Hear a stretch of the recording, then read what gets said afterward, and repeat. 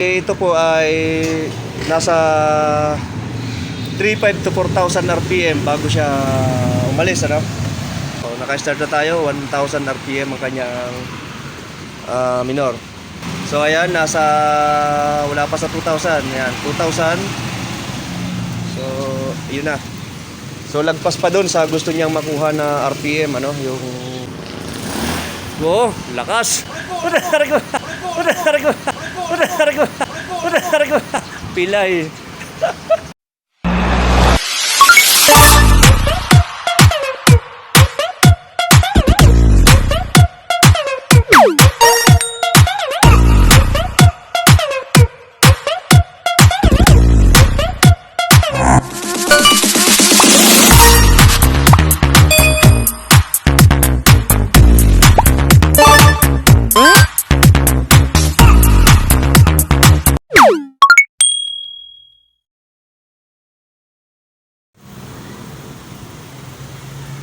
Yun mga kapatid, magandang araw. May ipapakita po ako sa inyo ngayon ang isang motor, no? Silipin natin. Ito ginawa ko.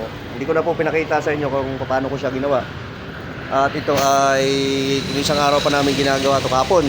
Tapos kahapon na nga, hindi na namin natapos. Sabi ko balik na lang ngayong araw. So yan, ito na siya mga kapatid. Ito po ay vlogger din po ang may-ari. Kung pamilyar kayo sa unit na to, kung sa mga kanyang mga subscriber, kung pamilyar kayo sa unit na to. Yan, pero sasabihin ko rin po kung sino may-ari niyan. Ang may-ari po niyan ay si Easy Ride Journey. Easy Ride Journey in the house. Yan, may logo pa tayo dyan ng ating YouTube channel. Yan, Easy Ride Journey. Ito po ay Easy Ride 150N. Marami na rin pong subscriber tong ating kapatid na vlogger. So, subukan natin ngayon. Ayan, tingnan nyo, wala po tayong kasamang tao dito sa likod. Tayo lang po ang nag-video niyan. Papakita ko po sa inyo yung takbo nito ngayon, yung arangkada niya. Hindi naman yung arangkada ang titignan natin, yung paano siya tatakbo sa unang andar. Kasi ito po ay nasa 3,500 to 4,000 RPM bago siya umalis, ano? So ngayon, titignan naman natin, papakita natin sa inyo kung ilang RPM siya. Excuse me, ilang RPM siya bago naman umalis. So start natin. Ayan, so naka-start na tayo, 1,000 RPM ang kanyang minor. So ito, testing. Tingnan nyo mga kapatid, ang kanyang RPM bago siya marangkada. So ayan, wala pa sa 2,000. Ayan, 2,000. So yun na. So lagpas pa doon sa gusto niyang makuha na RPM, ano, yung sinasabi nga niya kahapon na nasa 3,500 to 4,000 RPM is ganun ka taas yung RPM niya bago tumakbo. Nandito na. So ngayon nahigitan pa natin, no? Mas buwaba pa ng malaki. Malaki ang naibaba doon sa kanyang arangkada. Tingnan nyo naman. Ayan, umalis tayo 2,000.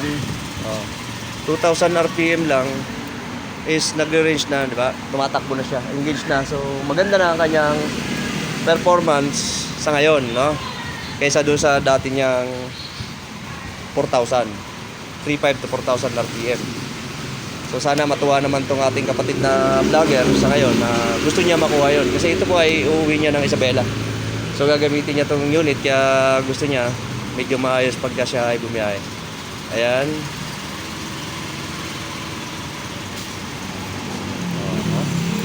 Diba? 2,000 RPM lang. Okay na. So sulit na. Kaya kagandahan doon is nagawa natin, nakikita pa. Testing mo. Para patesting natin kay manager. Ano ang pinagawa niya dito? Kung ilang RPM bago tumakbo, kung maging sulit ka rin ba maging satisfied ka rin. Okay, testing ni manager. Dos? Oh, nasa dos. Pero dos. Okay. Kay Easy Ride Journey. Nahulog yung sigarilyo ni manager. Papangatin ba? Angat ba? Okay, tiga lang. Titingnan ko dito. Okay, fire.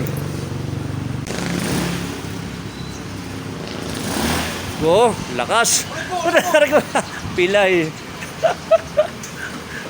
Pilay. So, maraming salamat mga kapatid. Need to go. Nagawa natin, tumama siya doon sa bakal dito. Nung pag-angat. So, meron tayo may first aid. Ayun, Tanga naman ang napatunayan natin na doon siya tumakbo sa ganun. Okay, maraming salamat mga kapatid. Ingat po tayo lahat.